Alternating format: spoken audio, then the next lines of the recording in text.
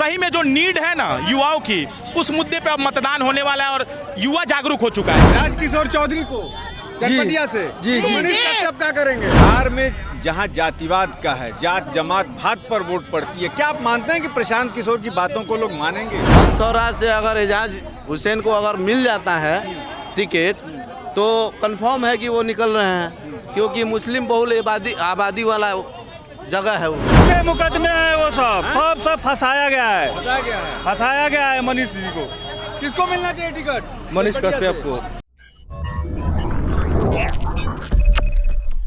आप हैं ब्रेकिंग बिहार के साथ और मैं हूं मनोज चतुर्वेदी। देखिए, बिहार बदलाव यात्रा के दरमियान प्रशांत किशोर आज बेतिया के चनपटिया पहुंचे हैं और अभी सभा को संबोधित ही कर रहे हैं। लेकिन हमारे साथ देखिए तमाम युवा हैं जो यहाँ पर हैं, तमाम मुद्दों पर बात करेंगे उनसे।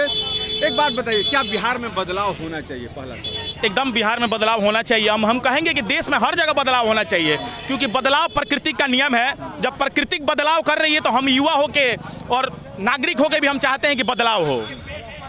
सबसे बड़ी बात है कि देखिए, बिहार में जहां जातिवाद का है, जात जमात भात पर वोट पड़ती है, क्या आप मानते हैं कि प्रशांत किशोर की बातों को लोग मानेंगे? देखिए, जातिगत जो अछूते लोग, उस चीज़ से हम लोग ऊपर उठ चुके हैं। जहाँ तक अगर किसी भी देश या राज्य में अगर शिक्षित लोग होंगे ना, वो जातिगत मतभेद में नहीं पड़ते हैं। बहुत वो पता ना, हम तो नहीं देखे हैं, जैसे पूर्वज या बहुत सारे लोगों का ऐसा एलिगेशन होता है कि अछूता था, ऐसा था, वैसा था। जो चीज़ हम देखे नहीं है उसको सुनने के आधार पे हम मानने वाले नहीं हैं। और कहीं ना कहीं बिहार में ये प्रथा अब खत्म हो चुकी है और सही में जो नीड है ना युवाओं की, उस मुद्दे पे अब मतदान होने वाला है और युवा जागरूक हो चुका है, इस चीज़ों से ऊपर उठ चुका है। यहाँ प्रशांत किशोर को आप सुने, जी, क्या मानते हैं कि युवाओं की जो ये बात कर रहे हैं उसको क्या धरातल पर ला सकेंगे? देखिए, ला सकेंगे नहीं ला सकेंगे ये हम डायरेक्ट नहीं बोल सकते हैं वो, क्योंकि हर इंसान का दो चरित्र होता है। जैसे बोलते हैं कि हाथी का दो दांत होता है, दिखाने का अलग, खाने का अलग। पता ना, ये हो सकता है कि चुनाव के पहले के जो लोग आकलन कर रहे हैं, तो हो सकता है सत्ता पाने के लिए भी लोग आश्वासन, बहुत सारे लोग आश्वासन दे देते हैं कि हम ये करेंगे, और सत्ता में आने के बाद वो सारे चीज़ें भूल जाते हैं। खैर, प्रैक्टिकली हिसाब से सोचे तो आज तक ये कभी इलेक्शन नहीं लड़ा है ये पार्टी, फर्स्ट टाइम है। अगर फर्स्ट इंप्रेशन लास्ट इंप्रेशन होता है, अगर इस बार अगर हो जाता है तो ऐसा तो नहीं है कि ज़िंदगी और पूरा ख़त्म हो गया कैरियर। अभी तो इस पार्टी का नींव रखा जा रहा है और पहले ही नींव अगर खराब हो जाएगा तो फिर आगे का राजनीतिक। पलायन रोकने की बात करते हैं, बच्चों के शिक्षा की बात करते हैं, कहते हैं कि जब तक सरकार जब आएगी, जब तक पूरा ढांचा नहीं सुधार देंगे शिक्षा का, तब तक प्राइवेट स्कूल में बच्चों को भेजिए। क्या ये संभव है इतना? देखिए, जो पलायन रोकने की बात हो रही है ये बहुत ज़रूरी है, क्योंकि आप खुद से भी देख लीजिए, क्योंकि जो बाहरी में हम लोग, एक बिहारी गाली है, बिहारी कहने से लोग अपने आप को एक धब्बा महसूस करते हैं। अरविंद केजरीवाल को ही देख लीजिए, कैसे वो जब दिल्ली में इलेक्शन था तो वो आरोप लगा रहे थे कि बिहारी और यूपी के लोग आते हैं दिल्ली में फ्री में एम्स में इलाज करा के चले जाते हैं। अगर स्वास्थ्य व्यवस्था अगर बिहार में सही होती तो हमारे यहाँ के, आपके या हमारे घर के बच्चे या बुजुर्ग तो एम्स में नहीं जाते हैं। कहीं ना कहीं पलायन, नौकरी की क्या व्यवस्था है युवाओं के लिए? क्या एम्स तो बिहार में भी है, बिहार के लोग दिल्ली फिर क्यों चले जाते हैं? देख लीजिए ना, एम्स का प्रकरण आप देख रहे होंगे। चेतन आनंद माननीय विधायक हैं और सांसद के सुपुत्र हैं, उनके साथ क्या हुआ एम्स में वो तो आप भी अगर रिपोर्टर हैं तो आपको भी पता होगा कि माननीय लोगों के साथ क्या हो रहा है। तो ये आम नागरिक का तो छोड़ ही दीजिए। मनीष कश्यप जो प्रशांत किशोर के पार्टी से ही है, उनके साथ क्या हुआ था आपको पता, PMCH में। तो हम ये सब है, यहाँ राजनीतिक आका बैठे हैं, उनके संरक्षण में गुंडे पल रहे हैं और उनके दिशा निर्देश पर यह सिस्टम खराब किया जा रहा है। अभी प्रशांत किशोर कहते हैं कि यदि सत्ता में आए तो 100 ऐसे भ्रष्टाचारी नेताओं और अधिकारियों को पकड़ के पहले जेल में डालेंगे। प्रशांत किशोर राजनीतिक रूप से अदृश्य रहे हैं लेकिन काम वो किए हैं। जैसे हम लोगों के लिए वो अदृश्य रहे हैं लेकिन वो पॉलिटिकल बैकग्राउंड को देखते हैं, काम किए हैं, तो उनको हर एक फील्ड के बारे में नॉलेज है कि कौन करप्ट है और कौन चोर है तो कितना चोर है, तो उनके पास डाटा है। और हम तो चाहेंगे, नेपाल में जो युवाओं का एकदम से हुजूम उमड़ पड़ा है, वहाँ के निरंकुश सत्ता से देखे कैसे भागना पड़ा, और हम चाहेंगे कि हर एक नेता ऐसा करे। अगर नेता चोर है तो उसके ऊपर भी कार्रवाई होनी चाहिए। लेकिन बिहार में तो अब ये देखा जा रहा है कि नेताओं को आप जैसे युवा दौड़ा के पीटना शुरू कर दिए, घटनाएं आई हैं सामने। वो तो मंगल पांडे की जो घटना आप बता रहे हैं, उसके बाद भी तो प्रेम कुमार के साथ भी हुआ, श्रवण कुमार के साथ भी हुआ। देखिए, अगर आप अपने हक के लिए आवाज नहीं बुलंद करेंगे ना, इतनी आसानी से आपको चीजें मिलने वाली नहीं है। और बहुत सारे लोग पहले नम्र निवेदन करते हैं, विरोध का बहुत जरिया होता है। हम अगर आपसे रिक्वेस्ट करके किसी चीज़ को मांग रहे हैं, आप आसानी से दे दीजिएगा तो हम आपको गाली नहीं क्या देंगे। मानते हैं कि नेपाल वाली घटना यदि भारत में भी माने युवाओं के अंदर ये गुस्सा फूटा तो यहाँ भी हो सकती है? ना, हम तो युवाओं से पहले नम्र निवेदन करेंगे कि वो संपत्ति हमारी है, इस चीज़ को हम प्रोत्साहित नहीं करेंगे, क्योंकि वो कहीं ना कहीं हमारे और आपके टैक्स के पैसे से बना है।